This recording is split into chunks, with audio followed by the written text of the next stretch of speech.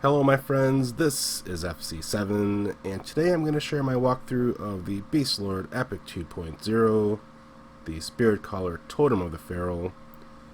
This was recorded in late 2018 on the live server, so I apologize to anybody who is working on the time lock progression servers. This is pretty much just for people who want to do this quest for their alts, and people who are high enough level to pretty much make this stuff trivial.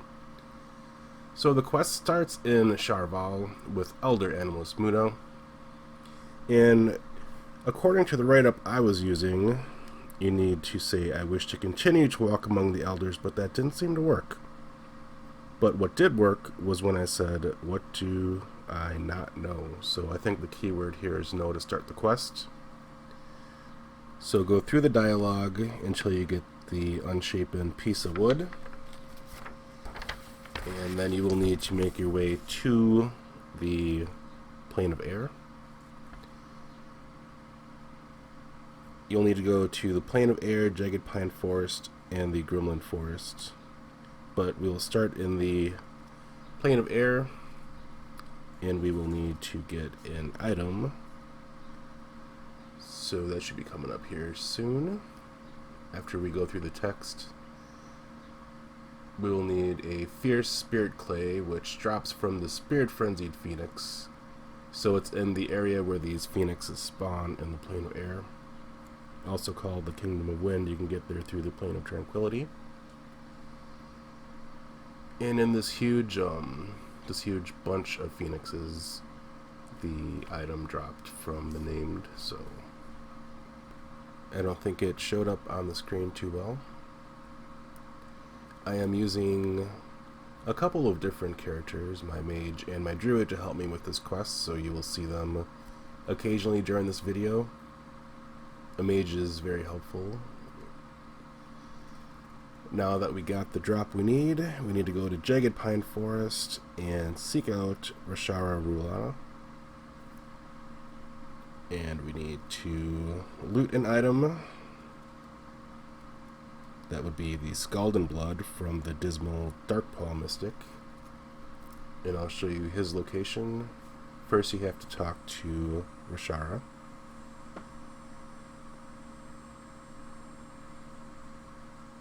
And I'm using my druid to track, but here is a location on the screen, those 3 green dots in the caves.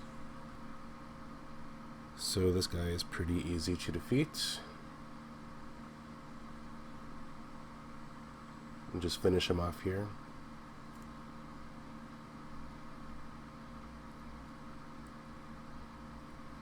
And loot the Scalding Blood.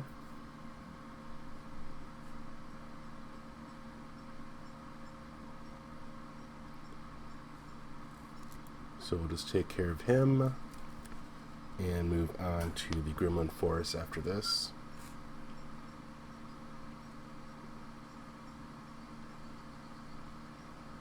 So we'll just loot the item we need, the Scalding Blood, and move on. A druid is helpful here because a druid can teleport you to the exact location you need in Grimling Forest. So pretty much druid can teleport you right here next to Scout Husman. Or you'll have to make the run yourself. So here he is, right here. And this one took me a little bit as well, because you're not supposed to hail him, you're supposed to say, "I wish to end the threat in the Grimling Forest." And I actually had to say it twice. I had to type it out twice, so I don't know what that was about.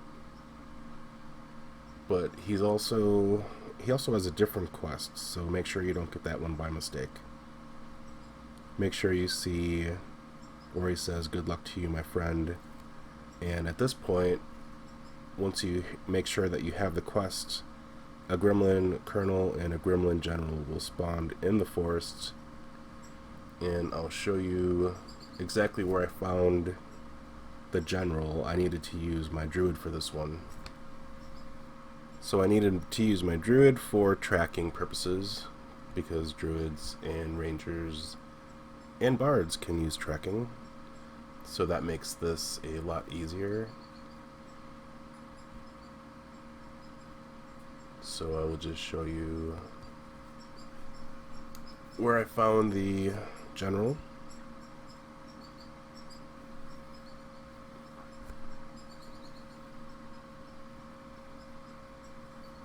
And what you're going to need are 2 Eerie medallions.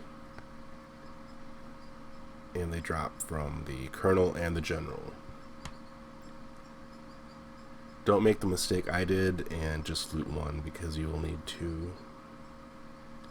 The write-up I was using wasn't quite clear on that.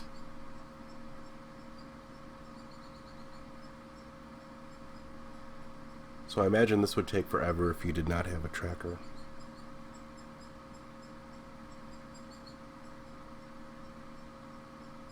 So we'll just look around the forest here a bit.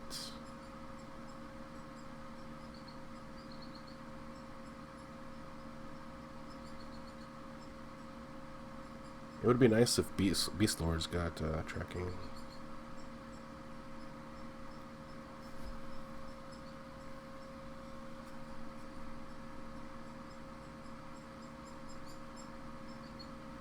So we'll come around to a camp. And he is in the middle of one of these camps.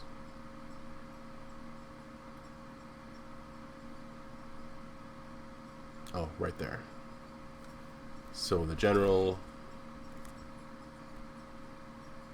dispatch him, loot the area medallion. And then I think how it works is after you kill a general, the colonel will spawn like 45 minutes later. This part did take me a while. So loot 1 Eerie medallion and wait for like 30 to 45 minutes, and the colonel will spawn somewhere. Make sure you have a tracker up. So there's the colonel here. And loot the 2nd Eerie medallion.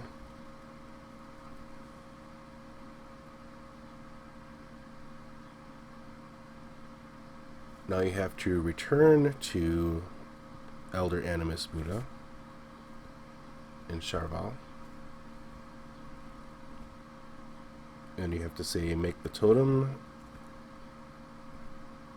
and you will receive a combined essence and the Elder's totem mold, and make sure you have at least 100 skill in pottery, baking, and blacksmithing for this part. So just go to the plane of knowledge and combine 2 Eerie medallions and a Scald in Blood and a Fierce Spirit Clay. Combine them in the new Tannin kiln to craft the Gilded Resonating Clay.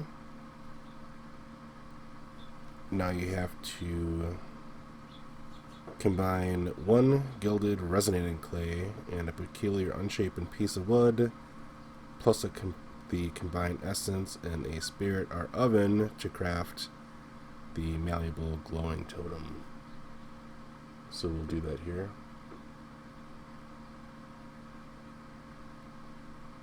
Once I find the items I need,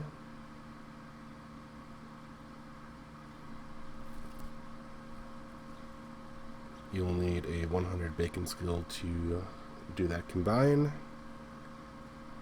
And now you need to go to the blacksmithing area and combine a malleable glowing token, the Elder's totem mold, and a forge to craft the Spititbound totem. Alright, so now you have to return to Elder Animist Muada and say, I have finished with this important duty. And now you have to say what trap spirits, go through the dialogue.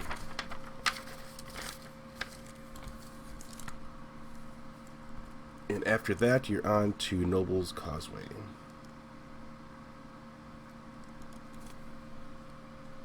So we'll get to Noble's Causeway here in a second.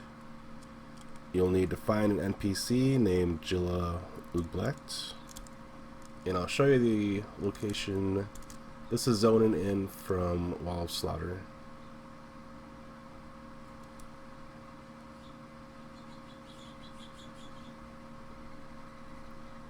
So we'll just go this way. All you have to do is hail her when you see her.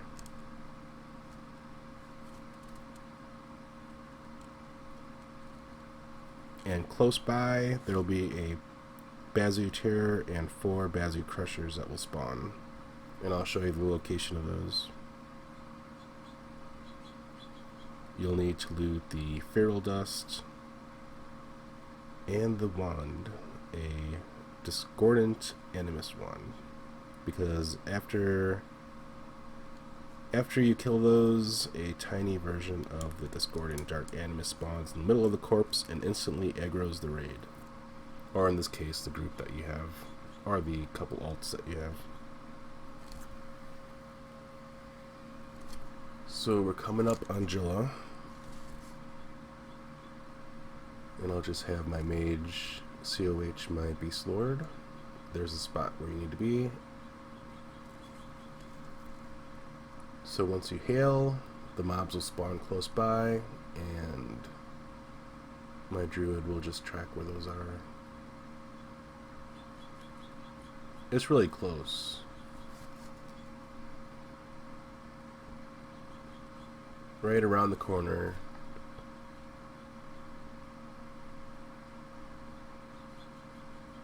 So right here.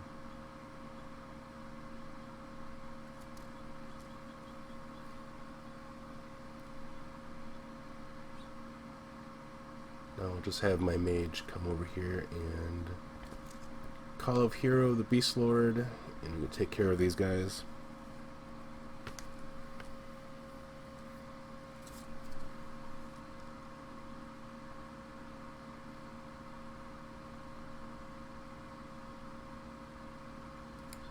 So just come up and start attacking them.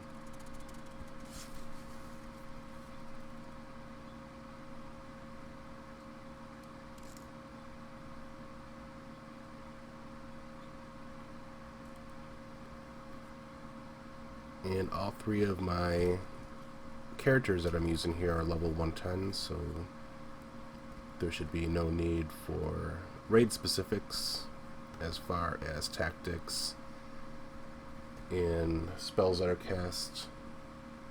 Should make short work of these. Can probably do this really easily at level 85 as well.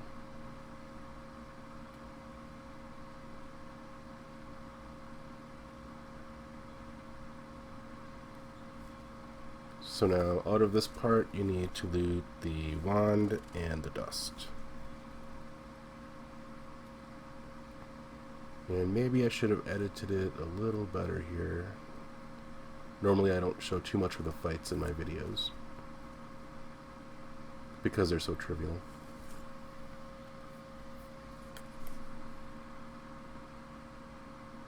So there's the Discordant Animist Wand. And the Feral Dust. Just loot those 2.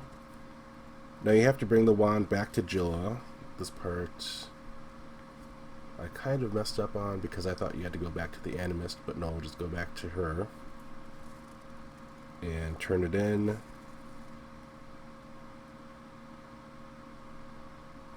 You say keep it, and now you have to head back to the Elder Animist and give him the Feral Dust. Don't make the mistake I did and come back to him before you hand in the wand to Jilaa. So once you hand in the Feral Dust, you have to wait for the messenger. This will take a little bit. I had thought that the quest was maybe messed up, but it just takes a little bit of time for the messenger to come in the room.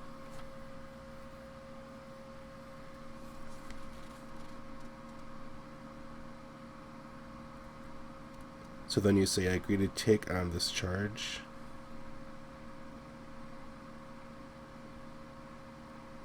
And the next step of the quest is ready.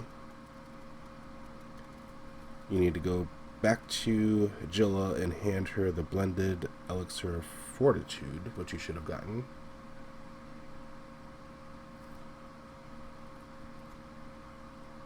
So now you need to go to the Bloodfields, and this is an area also where a druid is nice, because a druid can teleport you right to the bridge, right next to the NPC that you need, which is the Tormented Scout. So once your Beastlord says the word strong, the event starts. And you'll need to loot the gemmed dark Animist wand from the corpse. There's also a chest that will spawn with some low-level loot you might want for an alt or something. So now you loot the wand and bring it back to Elder Animist Muada and Shar Vahl.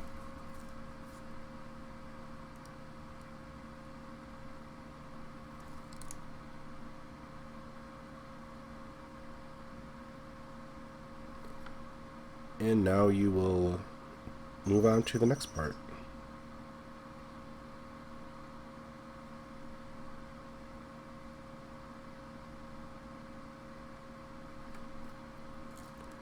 Which is giving the Spititbound Totem and Globe of Discordant Energy to Muada.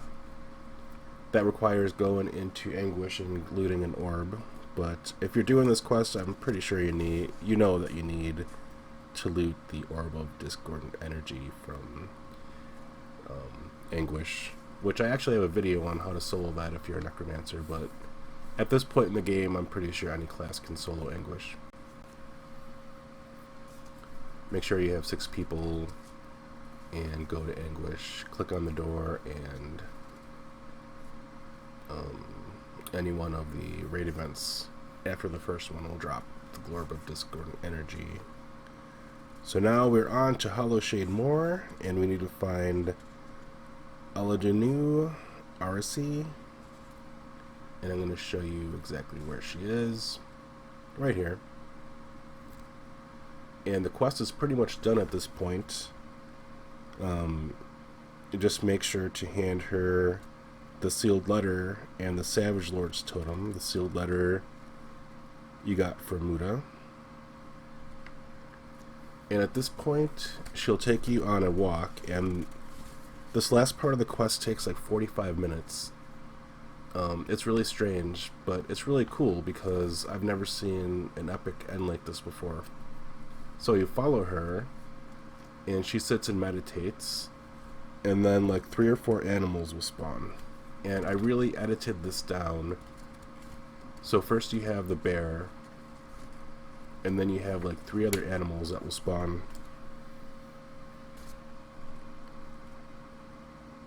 They take like 10 minutes each to spawn, so I thought maybe the quest was broken, but luckily everything worked out. So you have the bear, and then the tiger, and there's like an alligator and a wolf.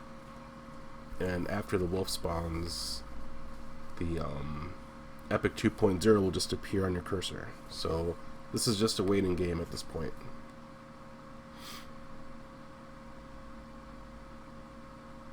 So there's the alligator.